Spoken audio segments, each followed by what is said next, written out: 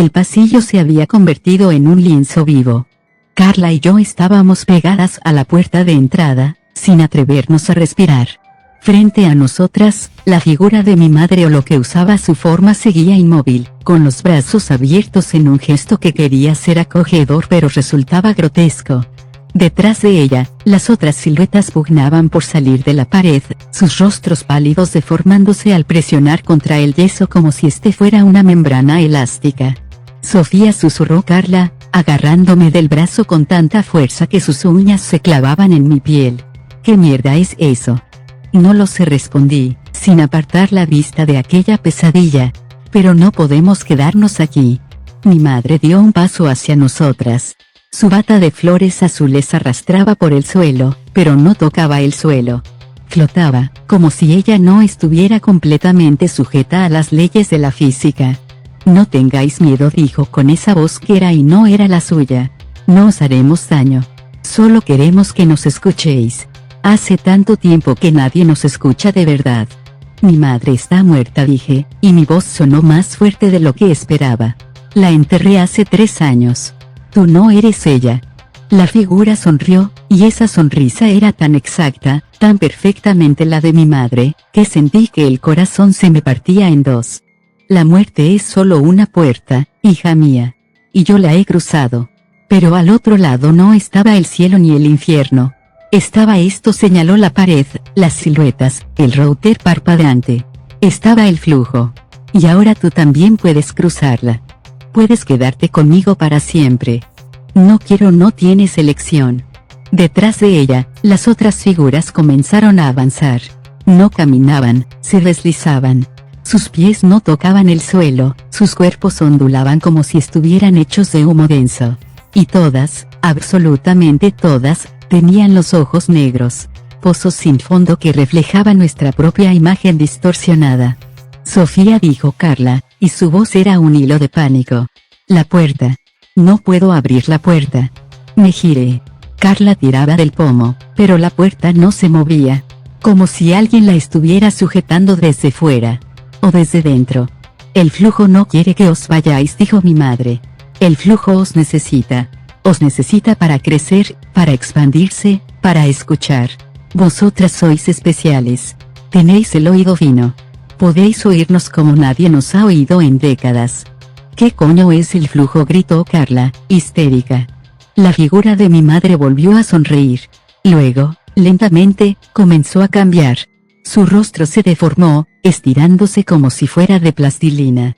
La boca se abrió más de lo humanamente posible, y de su interior no salió un grito, sino un sonido. Un sonido que era millones de sonidos a la vez. Susurros. Miles de susurros superpuestos, hablando en todos los idiomas imaginables y en ninguno. Un torrente de voces que llenó la casa por completo, que vibró en nuestros huesos, que nos hizo caer de rodillas tapándonos los oídos. Grité. Para allá. Y entonces, tan repentinamente como había empezado, cesó. Levanté la vista. La figura de mi madre había desaparecido. Las siluetas de la pared también. El pasillo estaba vacío, normal, con su router parpadeando y su roseta negra en la pared. Solo que la roseta ya no tenía un agujero, ahora tenía una boca. Tenemos que salir de aquí, dijo Carla, levantándose del suelo con dificultad. Ahora mismo. Nos vamos a mi casa, llamamos a un cura, a un exorcista, a quien sea, pero nos vamos. No podemos, respondí, señalando la puerta. Carla volvió a tirar del pomo. Nada. Tiró con más fuerza. Nada. Empezó a golpear la madera con los puños, gritando. ¡Socorro! ¡Ayúdennos! ¡Por favor! Su voz resonó en el rellano. O debería haber resonado. Pero el sonido no salía de la puerta. Era como si rebotara en las paredes y volviera hacia nosotras. No sirve de nada, dije. El flujo no nos deja irnos. Carla se volvió hacia mí. Tenía los ojos enrojecidos, las mejillas surcadas de lágrimas. Pero también tenía algo en la mano. Los papeles que había traído. Los planos, dijo, extendiéndomelos. Los del edificio. Los encontré en el archivo histórico del ayuntamiento. Los cogí con manos temblorosas. Eran copias de planos antiguos, amarillentos, llenos de anotaciones a mano. En la parte superior ponía, Central de Telégrafos, edificio principal 1925. Mira aquí, señaló Carla, señalando un punto en el plano. Esta es nuestra planta, la quinta. Y aquí su dedo se movió hacia abajo, está el sótano. Observé el dibujo. El sótano ocupaba toda la superficie del edificio, pero tenía una particularidad. No era un espacio diáfano. Estaba dividido en pasillos estrechos, como un laberinto. Y en el centro, marcado con una X y una anotación que costaba descifrar, ponía: Sala de conmutación principal, acceso restringido, no pasar sin autorización. ¿Qué es la sala de conmutación?, pregunté. No lo sé, admitió Carla. Pero he estado buscando en foros de historia de las telecomunicaciones. Resulta que en los años 40, las centrales de telégrafos tenían salas especiales. Salas donde convergían todas las líneas. Donde se escuchaban todas las conversaciones. Como un centro de escuchas. Exacto. Pero no solo eso. Había una teoría, una especie de leyenda urbana entre los técnicos antiguos. Decían que cuando tantas voces se concentraban en un mismo espacio, cuando miles de conversaciones pasaban por los mismos cables, algo quedaba atrapado. Algo que no era físico. Algo que se alimentaba de las palabras. El corazón me dio un vuelco. El flujo. Carla asintió. El flujo. Y mira esto, dijo, pasando varias hojas. En los años 40, la central cerró de repente. Oficialmente por un incendio. Pero en los partes de la época no hay ninguna mención a un incendio. Lo que hay son informes médicos. De las operadoras. ¿Qué informes? Ingresos en centros psiquiátricos. Todas las operadoras que trabajaron aquí acabaron locas. Decían que oían voces. Voces que salían de los auriculares cuando no había ninguna llamada. Voces que les hablaban por la noche. Voces que les decían que las paredes escuchaban. Un escalofrío me recorrió la espalda. Las paredes escuchaban. Como ahora. Como siempre en este edificio. ¿Y los técnicos?, pregunté. ¿Los que trabajaban en la sala de conmutación? Carla tragó saliva antes de responder. De ellos no hay registros. Desaparecieron. Todos. Una noche, simplemente, dejaron de ir a trabajar. La policía buscó, pero nunca encontraron nada. Hasta que años después, cuando derribaron un edificio cercano, encontraron algo. ¿Qué encontraron? Cables. Miles de cables que no iban a ninguna parte. Enterrados en las paredes. Conectados a nada. Pero cuando los tocaban, hizo una pausa. Cuando los tocaban, oían susurros. Nos quedamos en silencio un largo rato, procesando la información. Afuera, el día comenzaba a declinar. Por la ventana del salón entraba una luz anaranjada que pintaba sombras alargadas en el suelo. Tenemos dos opciones, dije al fin. Nos quedamos aquí esperando a que alguien nos rescate, sabiendo que nadie puede oírnos y que esas cosas pueden volver en cualquier momento. O bajamos al sótano. Buscamos esa sala de conmutación. Y descubrimos qué es exactamente el flujo y cómo se detiene. Carla me miró como si me hubiera vuelto loca. ¿Bajar al sótano? ¿Al lugar de donde salen esas cosas? ¿Estás loca? Quizás, admití. Pero piensa. El flujo nos tiene atrapadas aquí. No podemos salir por la puerta. No podemos pedir ayuda. Si nos quedamos, volverán. Y cuando vuelvan, no sé si podremos resistirnos otra vez. ¿Y si bajamos y nos encontramos con todas esas cosas en su territorio? También puede pasar. Pero al menos estaremos haciendo algo. Moviéndonos. Buscando respuestas. Carla se mordió el labio inferior, un gesto que hacía desde pequeña cuando estaba nerviosa. Luego asintió lentamente. Vale. Pero vamos juntas. Y llevamos algo para defendernos. ¿Cómo qué? Miré a mi alrededor. En el salón, junto a la puerta, había un paraguas viejo que había traído de mi anterior piso. También una lámpara de pie que podría servir como arma improvisada. Pero nada de eso me parecía suficiente contra lo que habíamos visto. En la cocina hay cuchillos, dije. Carla asintió y fuimos hacia allí. La cocina estaba igual que siempre, con sus muebles viejos y su olor a limpio. Abrí el cajón de los cubiertos y saqué el cuchillo más grande que encontré, uno de pan, de sierra, con hoja larga. Carla cogió otro más pequeño, pero igual de afilado. ¿Tú crees que un cuchillo puede matar a algo que ya está muerto?, preguntó. No admití. Pero me hará sentir mejor tenerlo. Antes de salir de la cocina, miré por la ventana que daba al patio interior. El edificio de al lado estaba tan cerca que casi podía tocarlo con la mano. En una de las ventanas, una mujer mayor estaba sentada, mirando fijamente hacia mi piso. No hacia mi piso. Hacia mí.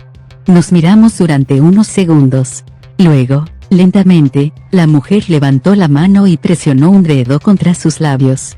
SHHH. El gesto universal para pedir silencio. Y entonces, sonrió. Una sonrisa amplia, deforme, que no llegaba a sus ojos. Unos ojos que, en la penumbra del atardecer, me parecieron completamente negros. Carla, susurré. Tenemos que irnos ya. ¿Por qué? Porque no estamos solas en el edificio. Y nunca lo hemos estado. Salir al rellano fue como adentrarse en la boca del lobo. La puerta se abrió sin resistencia esta vez, como si el flujo hubiera decidido dejarnos ir. Pero sabía que no era un gesto de generosidad. Era una trampa. Querían que bajáramos. Querían que llegáramos a la sala de conmutación. La puerta del vecino, la del quinto B grande, seguía entreabierta. Del interior salía ahora un rumor constante, como de muchas voces susurrando a la vez. Y de vez en cuando, el golpe rítmico de algo contra el suelo. Tump, tump, tump. Como si alguien, o algo, estuviera arrastrándose. No mires, dije a Carla, tirando de ella hacia las escaleras. Bajamos los primeros peldaños con el corazón en un puño. La escalera estaba en penumbra, las bombillas de toda la vida apenas iluminaban lo justo para no tropezar. Nuestras pisadas resonaban en el hueco, multiplicándose, como si alguien nos siguiera. En el cuarto piso, todo estaba en silencio. Las puertas cerradas, los felpudos impecables. Pero al pasar junto a la puerta del cuarto A, escuchamos algo. Una respiración. Justo al otro lado de la madera. No nos detuvimos. Tercer piso. Aquí el silencio era diferente. Más denso. Más pesado. Y en la pared del rellano, alguien había escrito algo con pintura roja. Una sola palabra. Escucha, no mires, repetí, bajando más rápido. Segundo piso. Las bombillas parpadeaban. 1, 2, 3 veces. En cada parpadeo, las sombras cambiaban de forma. En una, vi la silueta de mi madre.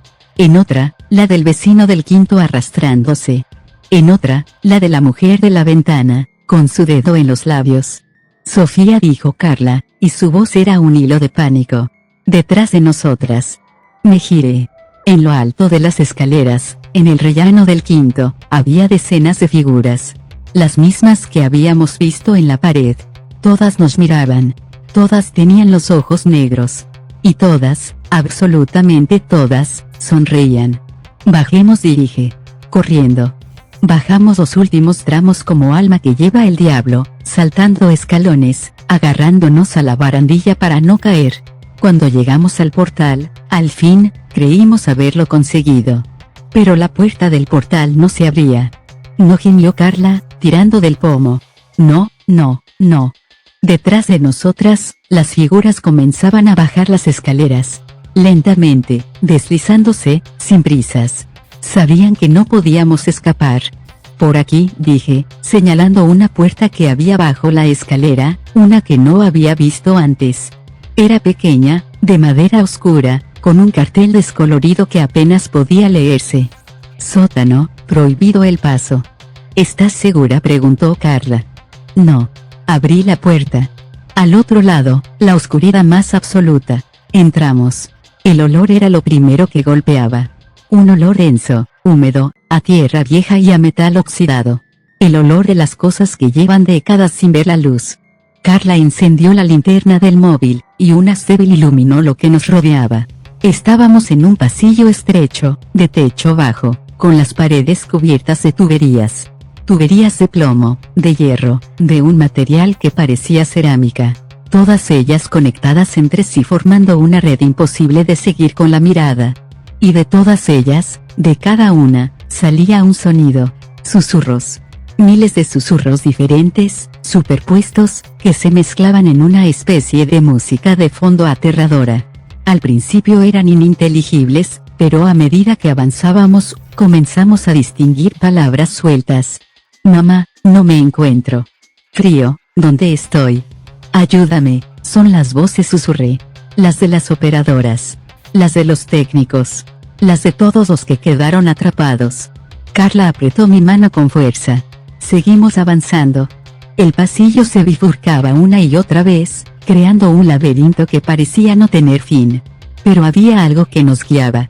Los susurros se hacían más fuertes cuanto más nos adentrábamos, como si nos estuviéramos acercando a la fuente. Después de lo que nos parecieron horas, llegamos a una puerta. Era metálica, enorme, cubierta de óxido. En el centro, una placa rezaba. Sala de conmutación principal. Telefónica 1942. Solo personal autorizado.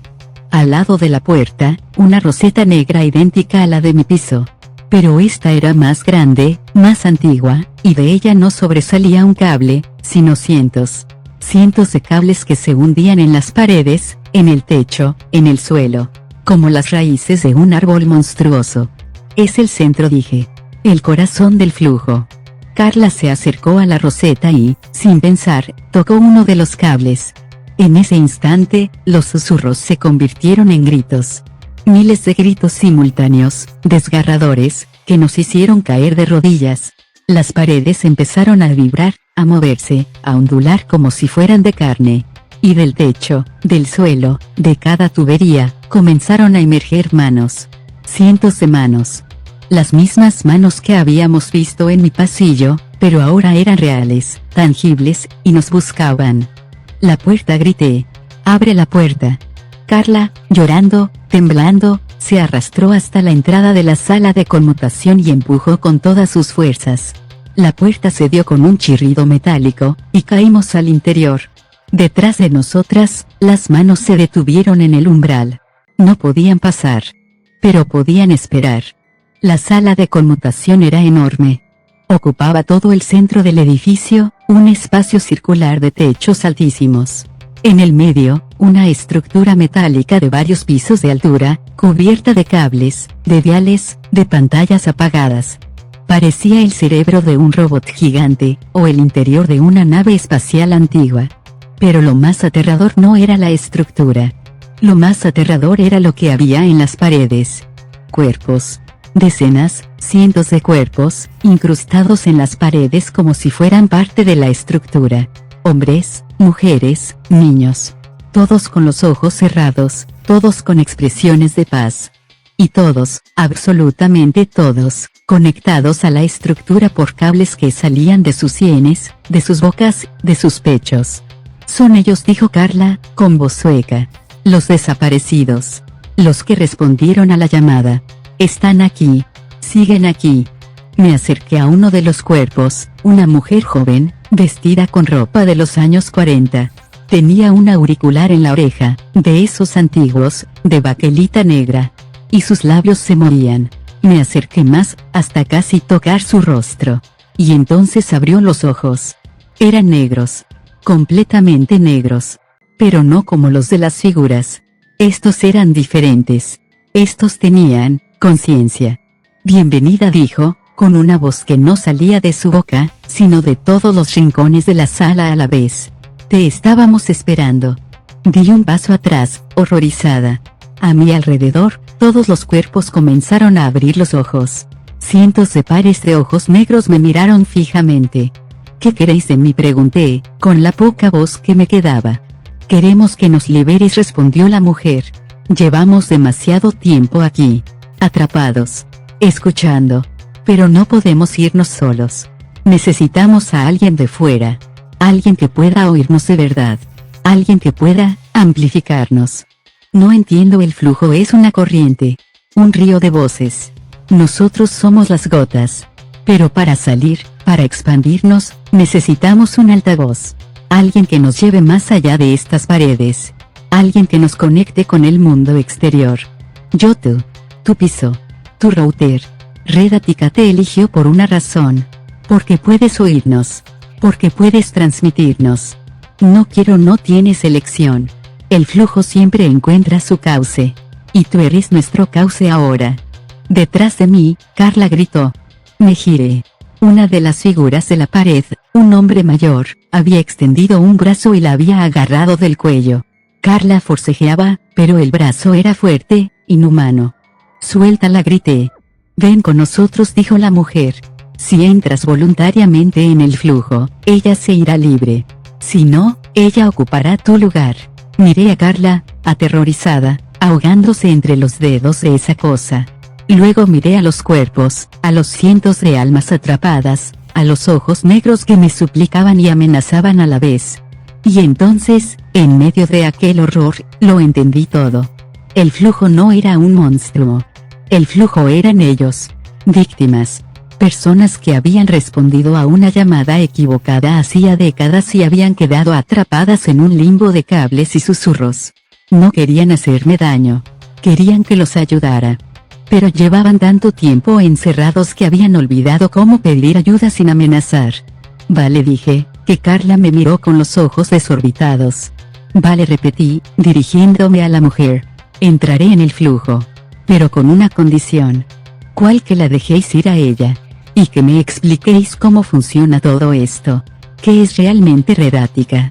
¿Y cómo puedo liberaros a todos sin quedar atrapada para siempre? La mujer sonrió. Una sonrisa triste, cansada, de alguien que llevaba demasiado tiempo esperando. Siéntate, dijo. Escucha. Y entenderás. Me senté en el suelo, en el centro de aquella sala imposible. Carla, liberada ya del brazo que la sujetaba, se acurrucó a mi lado, temblando. Y entonces, el flujo comenzó a hablarme.